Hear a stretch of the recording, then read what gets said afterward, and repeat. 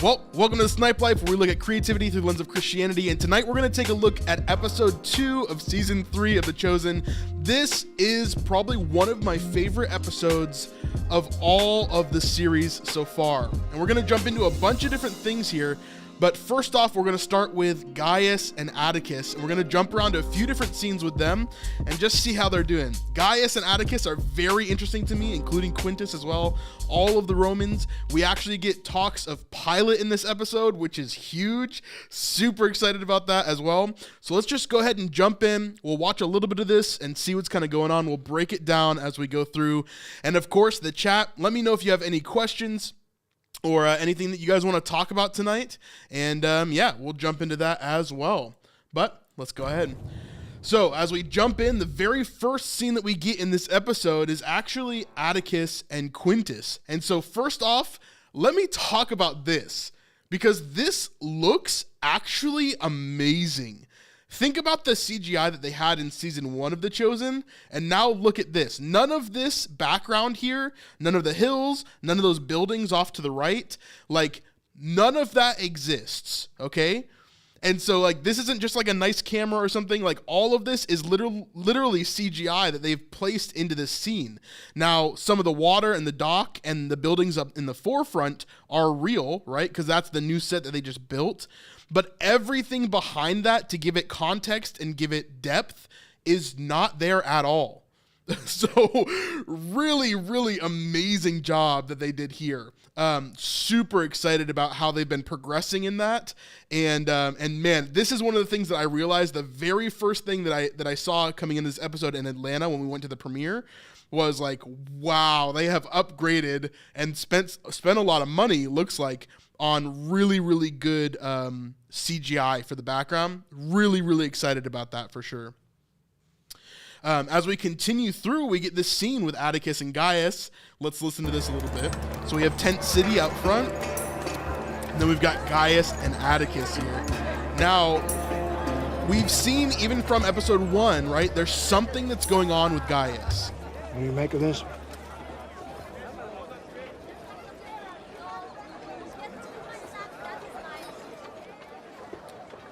Creamy? You can see here, like, Atticus has been trying to get Gaius's attention for the last couple of days, right? As he's been talking to Gaius, even in the field, right? Gaius didn't respond to him at all. And so he can tell that something is wrong. And throughout this entire episode, Gaius is hyper-focused on certain people, right? So he's hyper-focused on Jesus. He's hyper-focused on Gaius, but he's also hyper-focused on Simon the Zealot, and we're going to talk about him too. But Gaius is super interesting because there's something that I've realized in my life and that I've seen in my life, right? And that is when you experience God, you cannot help but to leave changed, right? You can't help but to walk away a different person. Because when you experience God, there's something that happens within you that just makes it a totally different experience. You start to understand things in a different way. And so Gaius, we can see the difference between Atticus and Gaius, right? Atticus did not experience God. He may have seen some actions that had taken place. He may have seen what Jesus has done, but he didn't allow himself to experience God. And so you can see the difference in Gaius and Atticus, because Gaius, now there's something that's brewing in him. There's something that's changing him as a person. We can see Gaius early on in season 1 and season 2. He has even that moment with Marcus where he says, you have to learn to speak their language. And he's talking about violence, right? He's talking about controlling them, right? But here, he is so somber and soft and thinking through everything. And he's trying to figure out, like, what does this mean for me? How does this change my life? And so as we see Gaius, man, yeah, it's a big difference here. Now Elizabeth says, could Gaius' son be the one who was possessed? I saw this comment being asked during the live stream. I don't think he was possessed. I think Gaius is going to be the Roman soldier with a sick servant that he comes to faith in Jesus. And so that, I think, is pretty clear that's what we're going to see, at least from the evidence that we've seen from behind the scenes and trailers and all that stuff. That's where I think he's going to be going. As someone who's visited the set, the CGI is incredible. It is. It's amazing, for sure. Yeah, absolutely. So let's continue on here. Looks like bread here. Yeah, it looks like some here for bread Jesus he's of passing Nazareth. over. It is understandable. You don't think this poses a problem to the order of law? Yes, sir. I only meant that... Quintus is gonna come out of his sandals when he sees this. So you can tell here, Atticus is really worried about the tent city and what's going on. He's wondering how things are going to progress. But Gaius is very focused, right, on something. But we're not exactly told what. Atticus even asks him here, is there something going on in your personal life? And Gaius doesn't reveal any more.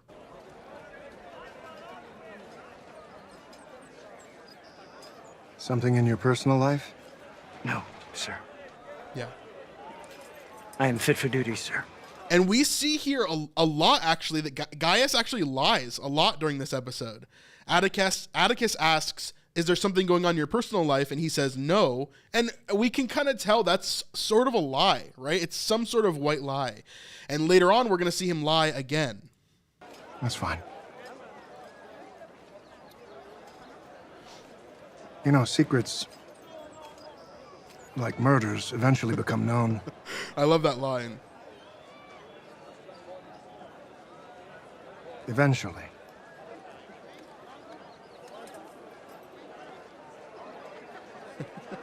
Again, look at the first. CGI here. It's the same thing, right? Like you can see like where the sun is coming from, how the lighting is made so that the CGI fits everything here. It's really, really well done. To let Quintus know about his new shantytown, yeah?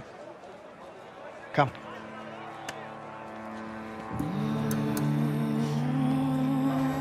So we can see there that Gaius, there's something that's going on here, and he's not fully like sharing what that is. But let's fast forward. We're going to go to a couple more scenes with Gaius, and then we're going to go through some other scenes. Of course, we'll go through all the other ones that we have here, but I want to go through specifically just these scenes with Gaius first, and then we'll jump over to the other ones.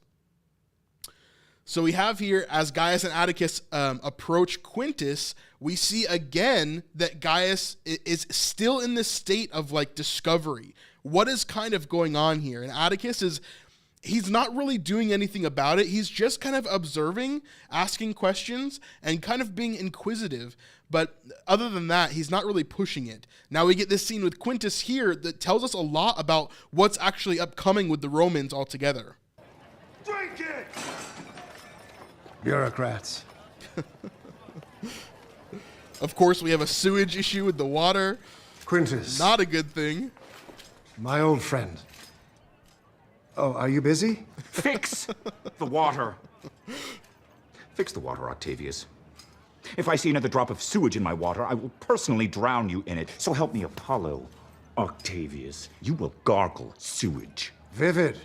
I think he gets it. You got that, right?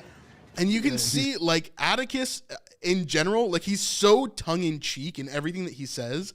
And it's very much like, okay, yeah, you're in charge, Quintus. Like, very much, like, just very joking with him, very, like, nonchalant. It's interesting to see how he kind of navigates these different situations. He's gonna drown you in the, well, you know.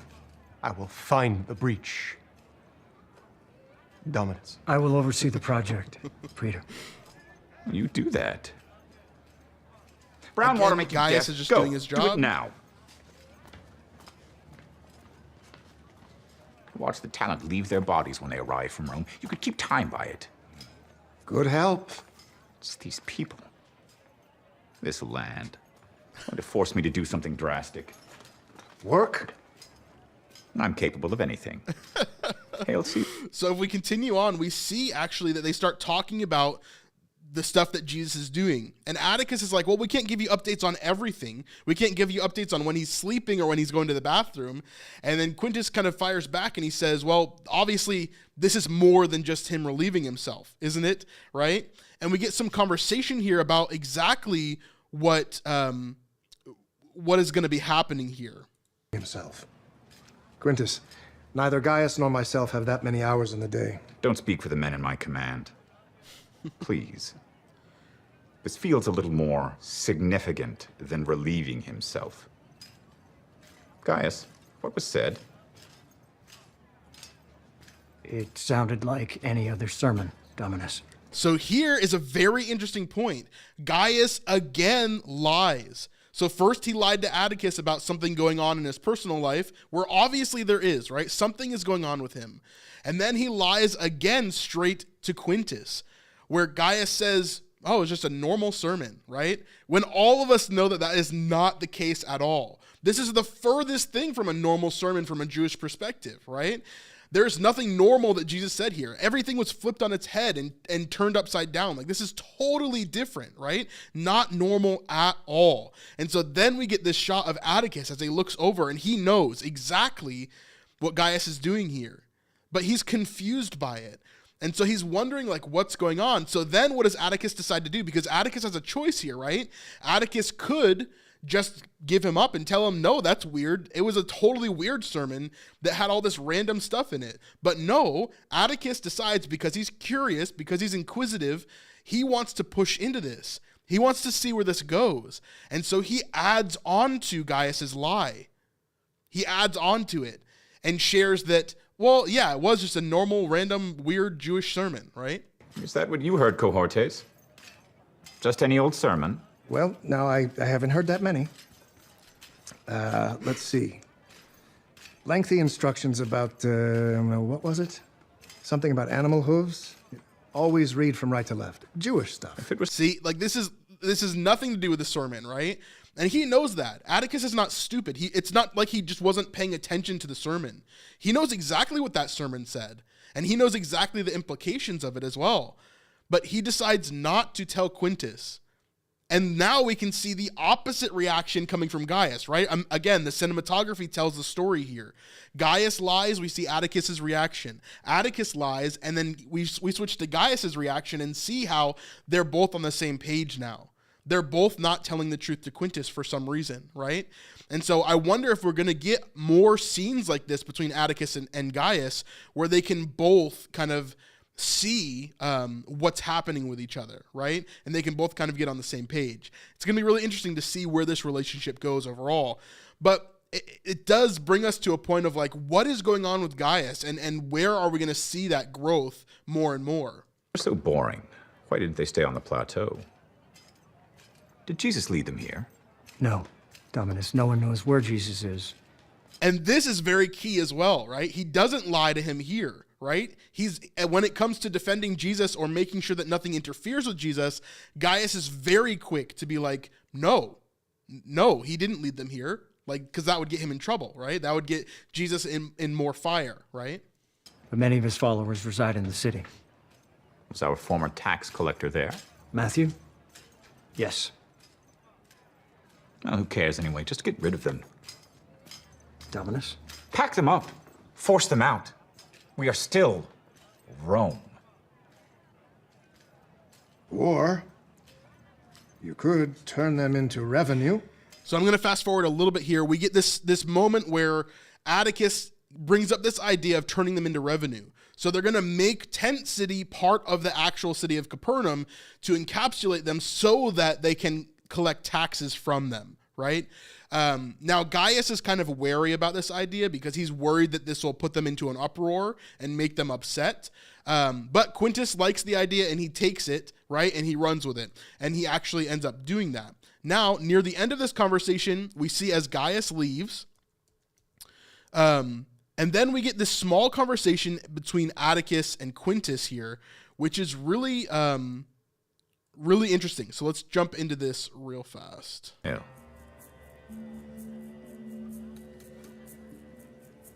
Fine. Gaius, I need you to do your job without leaving marks.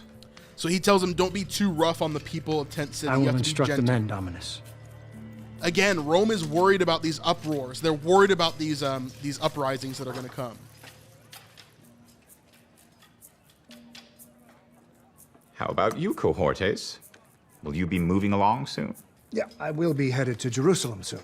Ah, delightful place. I owe Pilate a visit. There it is. So now we know, right? We know that we are going to see Pilate. Now, we've actually seen Pilate in the trailer for season 3. If you guys remember back at our behind the scenes and breaking everything down, we've actually already seen the trailer for with Pilate in it, right? Pilate, like, this is a huge thing. Of course, we knew this had to come because Quintus is not the big bad Roman bad guy, right? Pilate is. And so in the Bible, we know that Pilate is this extremely important character in the Israel region, right? In the Judean region, in the Galilee region. Like, he's a big player in all of this. And so, of course, we would need to see him sooner rather than later, right? And so we're definitely going to see Pilate now, which is very, very cool. He looks a lot younger than we thought that he would be portrayed, right? Which is really cool to see how that kind of works together. It's going to be interesting to see how he is, who's playing him as an actor. It's going to be very cool. I'm really, really excited about breaking that down as we kind of go through, but we can see that Quintus is threatened by this a little bit because Pilate is way higher of an official than Quintus is. So much to catch up on. Wonderful. But he plays it off like he always does, right? All right, let's move forward. So we got a couple more scenes with Gaius. Here we get a scene with him and a Roman soldier in Tent City. Now, they're kind of going through, and we see as they're kind of policing things, right? However, life can't just be about money. It's never not about money. Yeah! Thank you so much, Timothy. We've got a new thing on our channel where if you guys donate or even if you subscribe to our channel, it'll pop up a little thing on the screen so we can see. And if you do a super chat, make sure you write a message in that because it'll actually read it out to the whole chat so that everybody can see kind of what's going on. Thank you so much, Timothy. You rock. But let's walk through this scene here.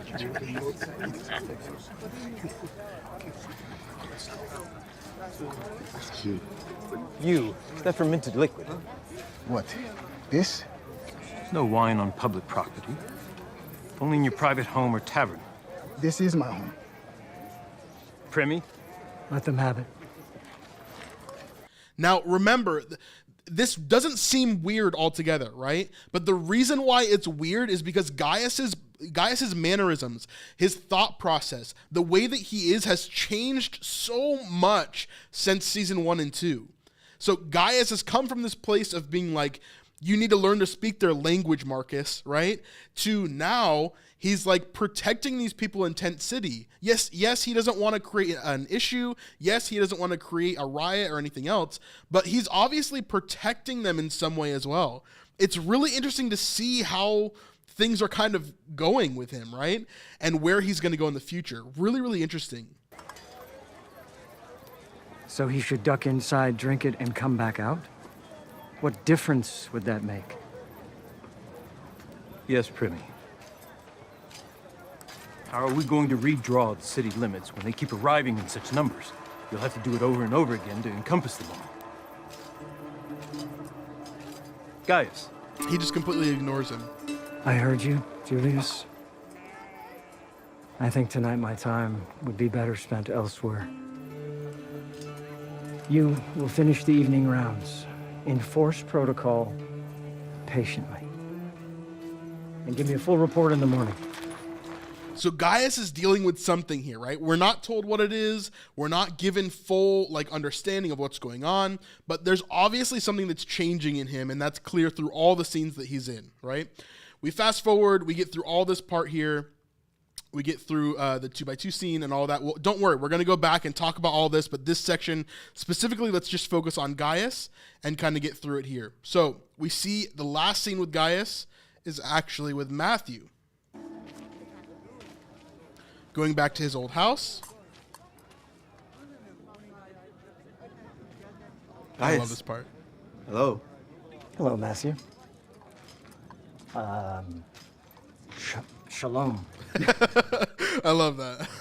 He's just like, shalom. Did I say it wrong? No. I didn't expect to see you here. Yeah, well, I'm stationed here.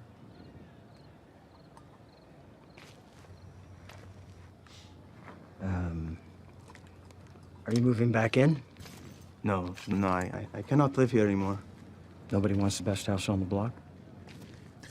It'll be used for the ministry. By friends of yours?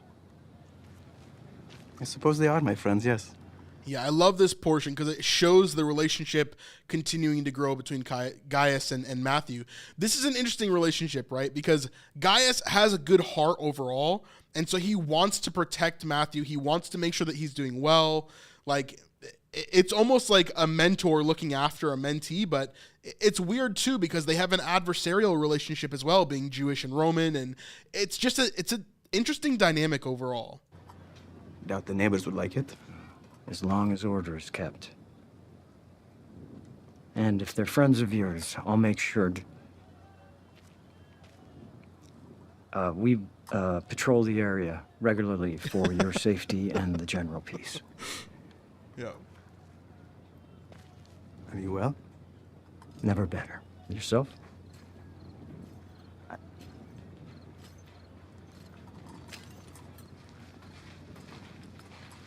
It's okay, guys. They're just here to eat. Many of us will leave Capernaum for missionary work. For how long? We don't. It'll be dangerous. And you see here too, this is the first time that Gaius isn't like, you're an idiot for doing this, right? Because in season 1, we see that immediately when Jesus calls him, right? In episode 7, we see that Jesus calls him and Gaius is like, don't do this. You're an idiot. What are you doing? Stop, you know? But then we also see it in season 2 when he goes to arrest Jesus, right? He basically tells off Jesus and tells him that, you know, Matthew isn't used to this. He needs like, you know, he's used to eating well and being comfort and on all this stuff, but he almost tells off Jesus in that, right? But here is the first time that Matthew mentions, hey, this is going to be dangerous. This is the mission that I'm going to do. And yet Gaius doesn't talk back to him. He doesn't tell him it's a bad idea. He doesn't refute his idea, right? So there's the growth in Gaius. Gaius is coming to a belief in some way, right? And if he is the centurion with the servant that needed to be healed, if he is the Roman official, whatever it is, that has the servant that needs to be healed, then that means that Jesus speaks these words to him. He says, in all of Israel, there is no one that I've seen with a greater faith than yours, right? Like, what? Like, if that is the story, right, which I think it is, then Gaius's faith is stronger than everybody else that Jesus has seen, including the disciples. Right? That's crazy to me. That's so cool. So I'm really excited to see where that goes in the future. I must go now, guys. Trust your wits, Matthew. I will see you around.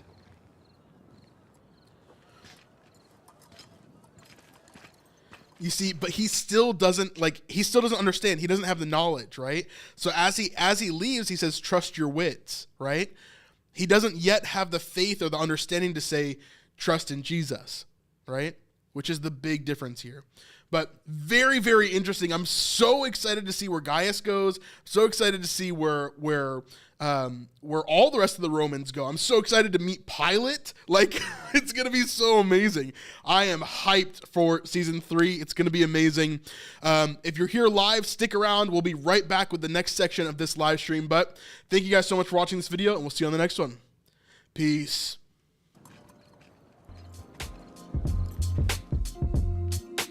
You